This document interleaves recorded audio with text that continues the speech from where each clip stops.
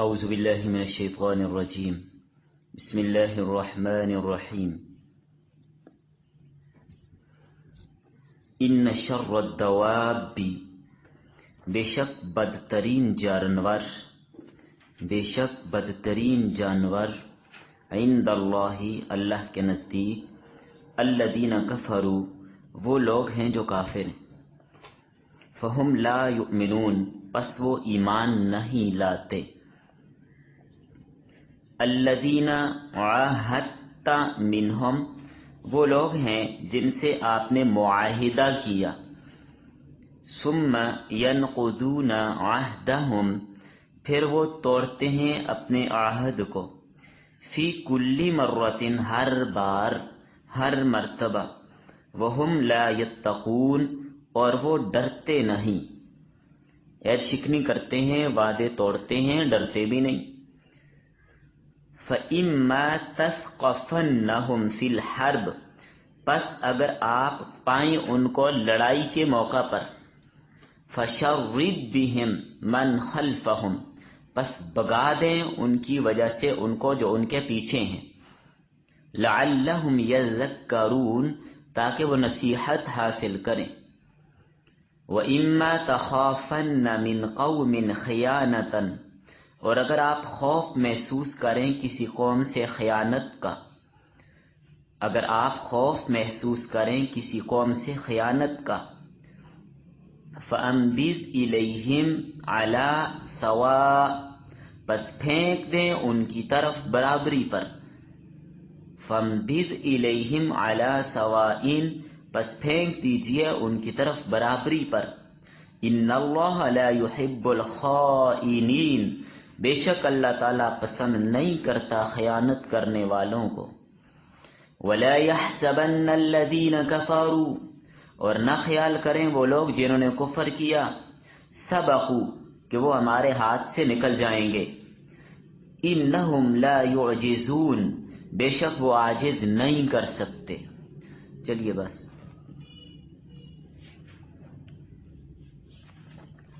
جی لکھیے سورہ انفال درس نمبر 13 آیت نمبر 55 تا 59 59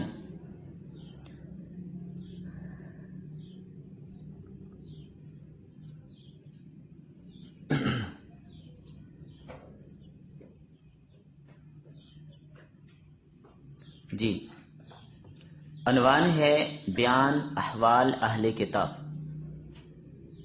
بیان احوال اہل کتاب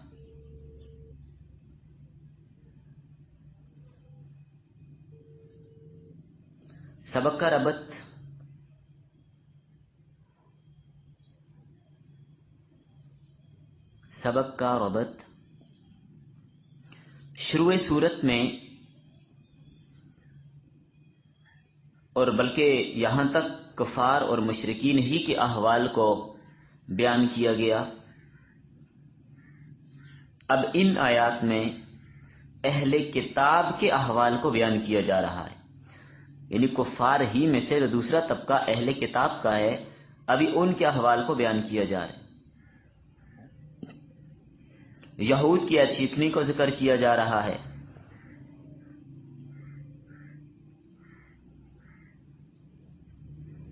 دوسرا ربط اس کا یہ بھی ہو سکتا ہے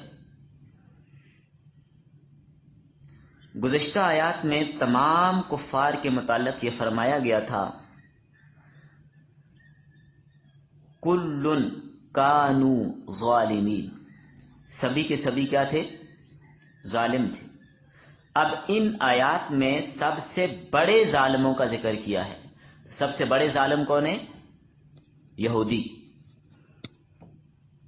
یہود کی ظالمانہ عادات اور ظالمانہ رویوں کو بیان کیا جا رہا ہے تاکہ ان کا بدترین ظالم ہونا ثابت ہو جائے کفر پہ مصر تو ہے ہی ہیں ساتھ بدعہدیاں بھی کرتے ہیں عہد شکنیاں بھی کرتے ہیں وعدے بھی توڑتے ہیں ہر بار عہد کر کے توڑ دیتے ہیں لہذا انہیں ایسی سزا دی جائے تاکہ دوسرے کافروں کا حال سن کر یہ ڈر جائے انہیں ایسی سخت سزا دی جائے، ایسی کڑی سزا دی جائے تاکہ عبرت حاصل کریں باقی کافر لوگ کہ یہودیوں کو اتنی سخت سزا ملی بدعیدیوں کی وجہ سے، ان کی عہد شکنیوں کی وجہ سے۔ ہر موقع پر جب بھی انہوں نے وعدہ کیا خلاف ورزی کی، جب بھی عہد کرتے توڑتے، بار بار توڑتے تھے۔ آیت کا شان نزول، یہ آیت یہود بنو قریظہ کے بارے میں نازل ہوئی جنہوں نے عہد شکنی کی تھی۔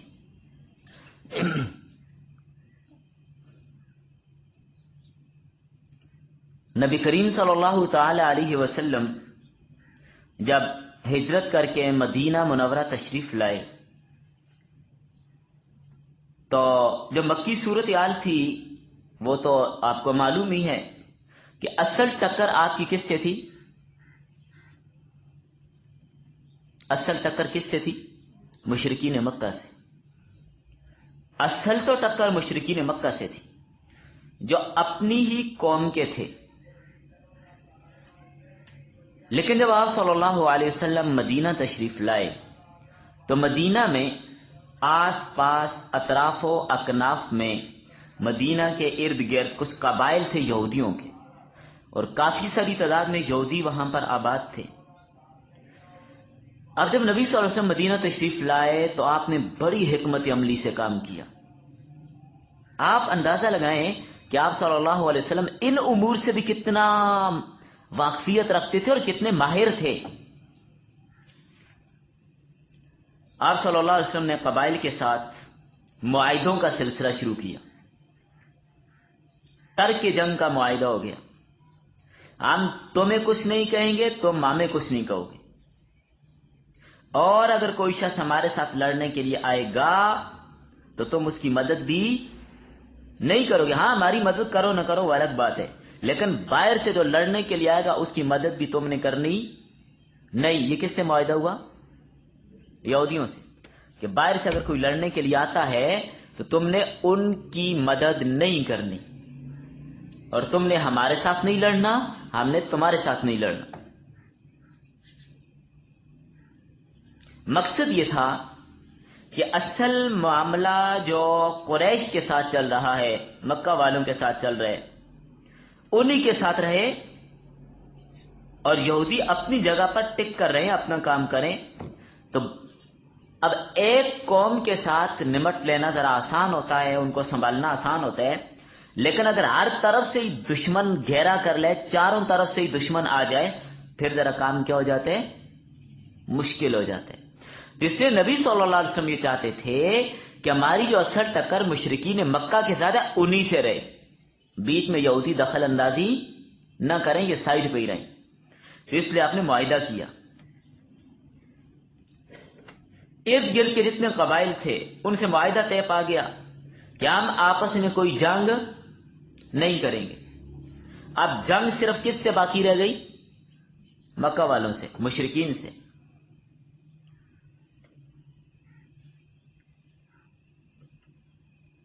لیکن یہودیوں نے معاہدہ تو کر دیا کہ ہم آپ کے دشمن کی مدد نہیں کریں گے، آپ کے ساتھ جنگ نہیں کریں گے، آپ ہمارے ساتھ نہیں کریں گے، لیکن اس کے باوجود انہوں نے سازشوں کا سلسلہ در پردہ شروع کر دیا۔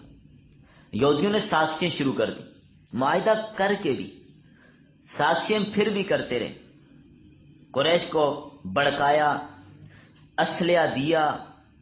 نبی صلی اللہ علیہ وسلم کو جب پتہ چلا کہ یہ یہودی تو شرارتیں کر رہے ہیں، آپ کو پتہ چل گیا، تو اب نبی صلی اللہ علیہ وسلم ان کے انجام کے لیے چلے، ان کی سرکوبی کے لیے چلے۔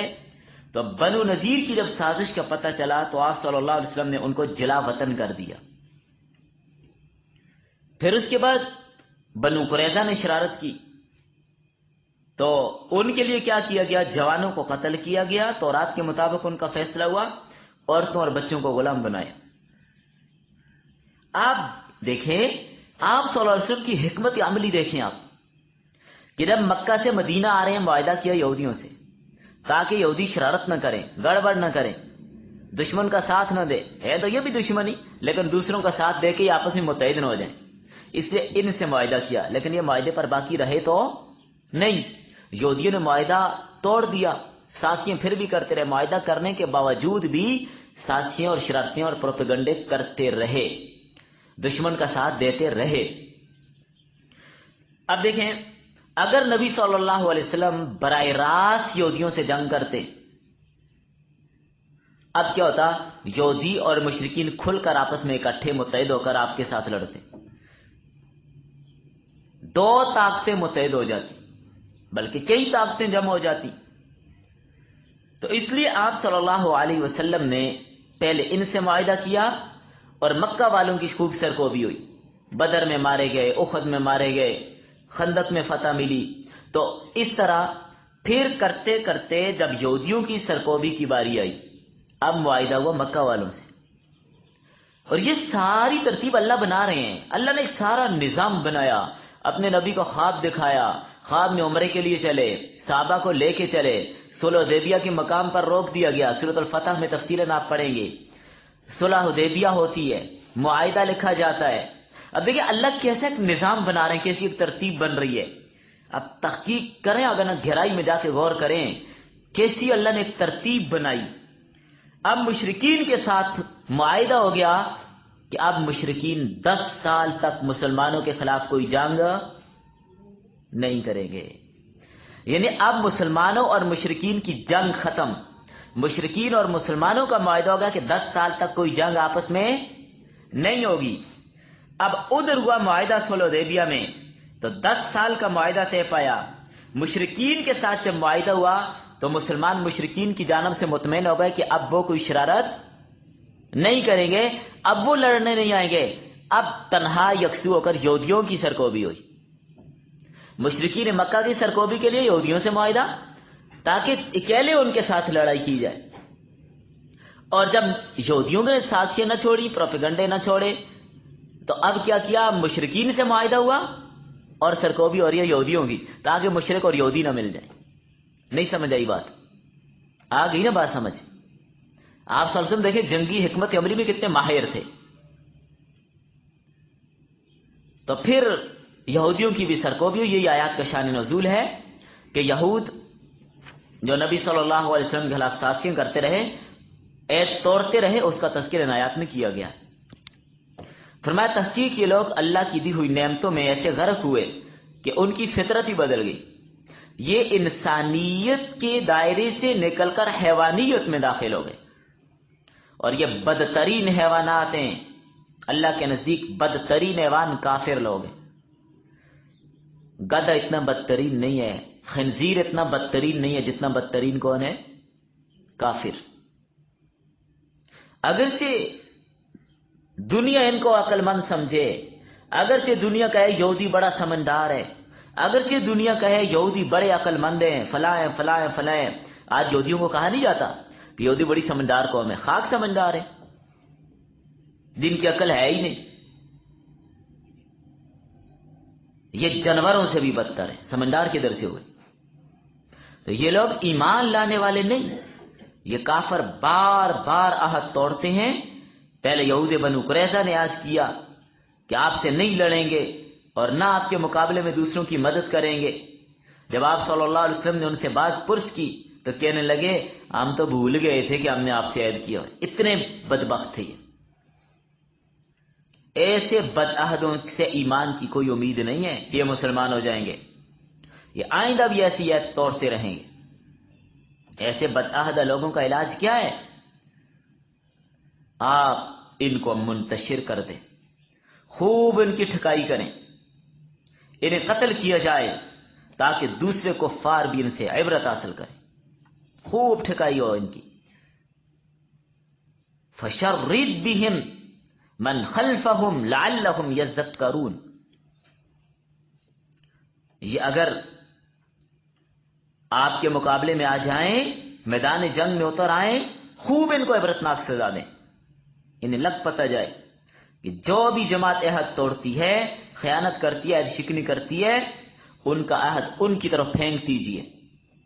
یہ مطلب جو بھی آج آپ نے پڑھی تھی، وَإِمَّا تَخَافَنَّ مِنْ قَوْمٍ خِيَانَةً فَانبِذْ إِلَيْهِمْ عَلَى سَوَاءٍ، وہ اگر عہد شکنی کرتے ہیں، جو بھی طبقہ، جماعت، کوئی بھی گروہ، کوئی بھی جماعت عہد کو توڑتی ہے، ان کا عہد انہی کی طرف پھینک دیں، ان پر پھینک دیں، یعنی انہیں اطلاع کر دیں کہ اب تم نے عہد توڑ دیا تو ہمارا اب تمہارے ساتھ کوئی عہد باقی نہیں ہے، ختم، تاکہ ان کو بھی پتہ چل جائے، دونوں برابر ہو جائے، ان کو بھی پتہ ہے، ان کو بھی پتہ ہے، عہد کوئی نہیں، ختم بھائی، اس بات کو جان لیں کہ عہد ختم ہو۔ جب عہد شکنیاں ہو رہی ہیں، عہد توڑے بھی جا رہے ہیں، عہد توڑ رہے ہیں، تو کیا خیال ہے اب ان سے عہد باقی رکھا جا سکتا ہے؟ معاہدہ نہیں، آپ یہ اعلان کر دیجئے کہ جب تم نے عہد شکنی کی ہے، ہم نے تمہارا عہد توڑ دیا، ختم یہ معاہدہ، آئندہ کے لیے معاہدہ ختم، بند، یوں اعلان کر دیجئے، تاکہ دونوں کو پتہ چل جائے کہ معاہدہ ختم ہو گیا۔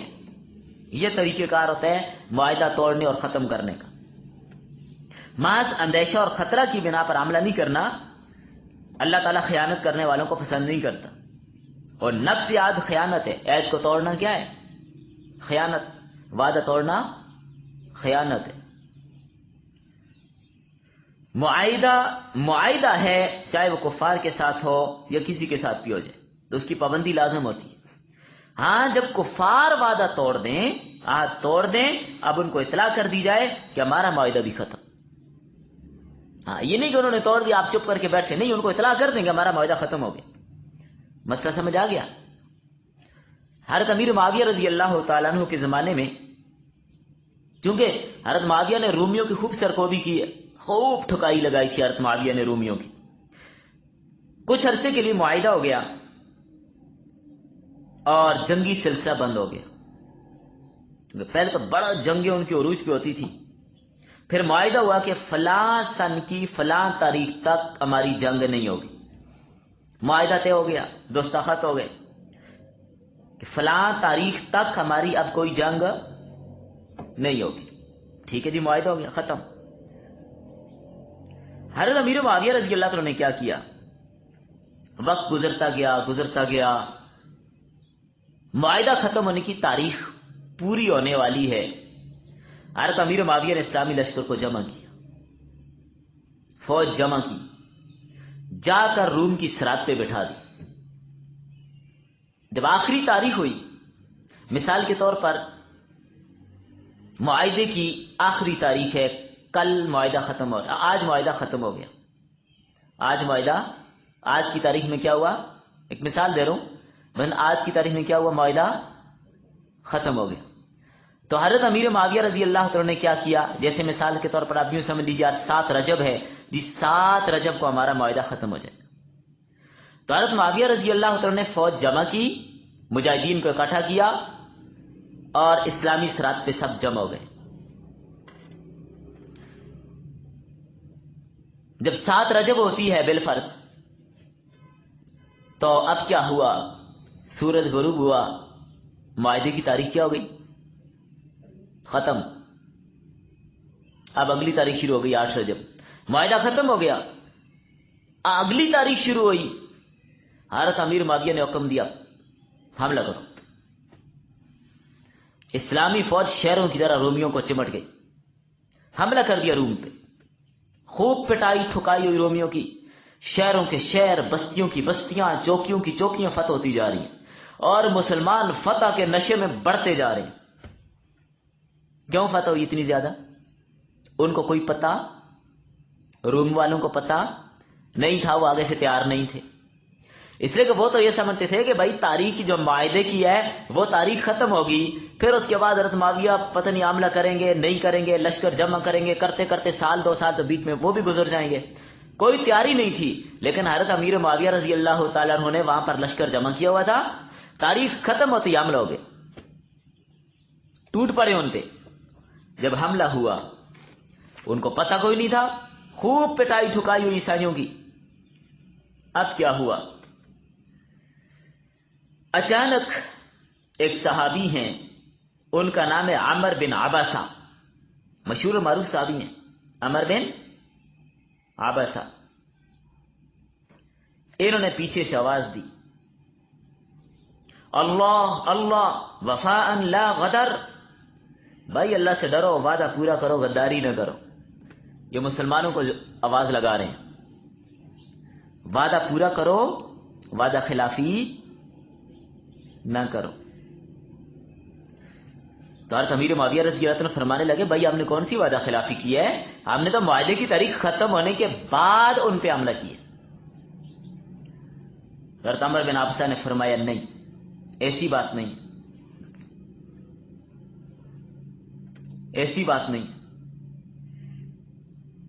حضرت عمر بن عبسہ فرمانے لگے بھائی بات یہ ہے کہ میں نے نبی صلی اللہ علیہ وسلم سے سنا ہے جب کسی قوم سے معاہدہ ہو تو اس کی کوئی گرہ نہ کھولی جائے نہ باندھی جائے یہاں تک کہ معاہدے کی مدت پوری ہو جائے یا برابری کی حالت میں ان کے عہد کو ان کی طرف پھینک دیا جائے، یعنی ان کو اطلاع دے دی جائے کہ یہ معاہدہ ختم۔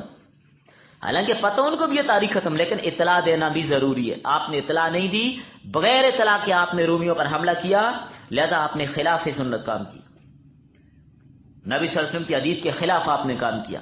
اسلامی تاریخ میں آپ کو کوئی واقعہ ایسا نہیں ملے گا فتح شدہ علاقہ چھوڑ دیا، نبی صلی اللہ علیہ وسلم کی ایک حدیث پر عمل کرنے کی خاطر جان مال کے دشمن، مسلمانوں کی عزت ابرو کے دشمن، مسلمانوں کی عظمت اور سلطنت کے دشمن، اسلام کے دشمن، رومیوں کے علاقوں کے علاقے فتح کیے ہوئے تھے، لیکن جب حضرت امیر معاویہ رضی اللہ تعالی نے حدیث سنی، اعلان فرمایا اپنی ساری فوج کو کہا واپس چلو، سارا علاقہ چھوڑ کے واپس۔ یہ ہے حدیث پہ عمل ایک صحابی کا، کہ اطلاع ضرور دینی ہے، معاہدہ ختم ہو جائے تو پہلے ان کو اطلاع ضرور دینی ہے۔ حالانکہ معاہدہ ختم ہو گیا تھا، کوئی غداری نہیں تھی، صرف ان کو اطلاع نہیں دی ہوئی تھی۔ اس حدیث کے سننے کی وجہ سے حضرت امیر معاویہ رضی اللہ عنہ نے فتح شدہ علاقہ چھوڑ کر واپسی اختیار کی۔ لوگ پھر بھی کہتے ہیں صحابہ نے حدیث پہ عمل نہیں کیا، صحابہ نے نہیں کیا تو کیا کس نے؟ بات سمجھ آ گئی آپ کو؟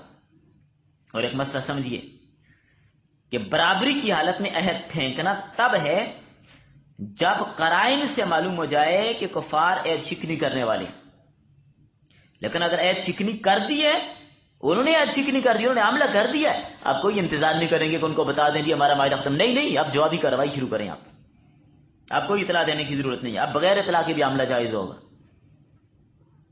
فرمایا کافر یہ گمان نہ کریں کہ ہم بچ کر نکل جائیں گے، اللہ تعالیٰ کو یہ عاجز نہیں کر سکتے، یہ اللہ کو عاجز نہیں کر سکتے، یہ سمجھیں کہ ہم بچ جائیں گے، نہیں، جہاں بھی جائیں گے اللہ وہیں پر ہے، وہیں پکڑ لے گا، جدھر جائیں اللہ وہیں ہے۔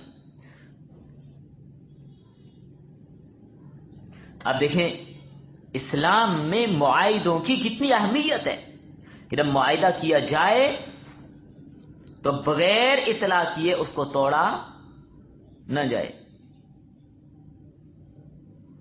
اس لیے بہت اہمیت ہے وعدے کی، معاہدے کی۔ حضرت حذیفہ اور ان کے والد یمان یہ مکہ سے مدینہ آ رہے تھے، اور یہ انہی ایام کا واقعہ جب بدر کے لیے مشرکین مکہ بھی آ رہے تھے۔ راستے میں ابو جہل کے لشکر سے ان کی ملاقات ہو گئی، ابو جہل نے پکڑ لیا، دونوں کو گرفتار کر لیا۔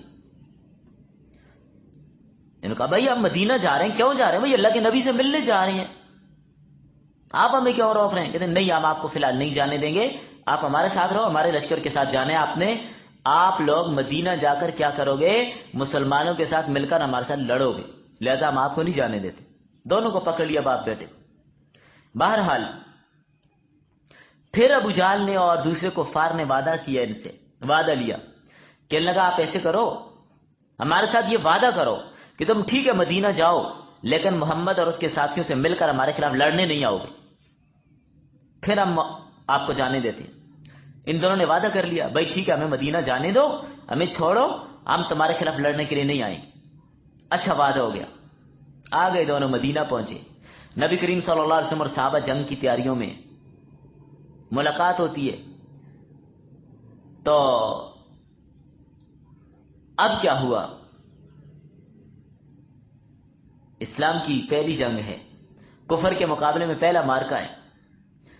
اب یہ دونوں حضرات کہتے ہیں حضرت ہمیں بھی جانے دیجیے، فرمایا نہیں۔ اللہ کے نبی نے فرمایا نہیں، آپ دونوں نہیں جا سکتے، آپ معاہدہ کر کے آئے ہو۔ پورا واقعہ بھی آ کے سنایا نا، آپ ابو جہل کے ساتھ معاہدہ کر کے آئے ہو کہ ہم جنگ میں نہیں جائیں گے، تو لہٰذا آپ نہیں جا سکتے۔ یہ دونوں کہنے لگے حضرت تو جان بچانے کے لیے کیا ہے، باقی صحابہ نے بھی کہا یا رسول اللہ صلی اللہ علیہ وسلم لشکر کم ہے، ہمارے پاس فوج نہیں، اسلحہ نہیں، طاقت نہیں، اب جنگ کے لیے جانا بھی پڑ گیا، تو لہٰذا ان کو جانے دیجئے. یہ جو وعدہ کیا کافروں کے ساتھ کیا اور جنگی حالت ہے، جانے دیجئے. فرمایا وعدہ وعدہ ہے اگرچہ کافر کے ساتھ ہی کیوں نہ. تو نبی صلی اللہ علیہ وسلم نے ان دونوں کو نہیں جانے دیا. یہ تو معاہدہ کر کے آئے. تو یہ معاہدے کی اہمیت اسلام میں. یہاں پر کفار کو، یہودیوں کو نے بدترین جانور کہا. اس کی وجہ کیا ہے کہ یہ بدترین جانور ہیں. اب گدے کو بھی 2-4 ڈنڈے لگیں تو سیدھا ہو جاتا کہ نہیں ہو جاتا؟ گد اگر ضد کر جائے، اکڑ جائے، 2 ڈنڈے مارو سیدھا ہو جاتے. لیکن یہودی اتنا ضدی ہے، اس کو 2 ڈنڈے نہیں 1,00,000 ڈنڈے بھی مارو سیدھا نہیں ہوتا. یہودی اور ہندو یہ 2 طبقے انتہائی ضدی ہیں. تعصب ان میں بہت زیادہ پایا جاتا ہے، بہت تعصب ہے. یہ ان تک تو پڑے مسلمانوں کو کچا کھا جائیں، ہے کہ نہیں؟ ایسے ہندوؤں کو بھی دیکھ لیں اور یہودیوں کو بھی دیکھ لیں. یہ 2 طبقے اسلام کا غیظ و غضب اپنے اندر ایسا رکھتے ہیں جیسے کہ پتہ نہیں یہ کیا سمجھتے ہیں مسلمانوں کو. ہر موقع پر، ہر موڑ پر یہ سازشیں کرتے ہیں اور مسلمانوں کو تنگ اور پریشان کرنے کی کوشش کرتے ہیں. اللہ تعالی نے ہدایت دے، نہیں تو ان کا بیڑا غرق کر دے. چلیں بس.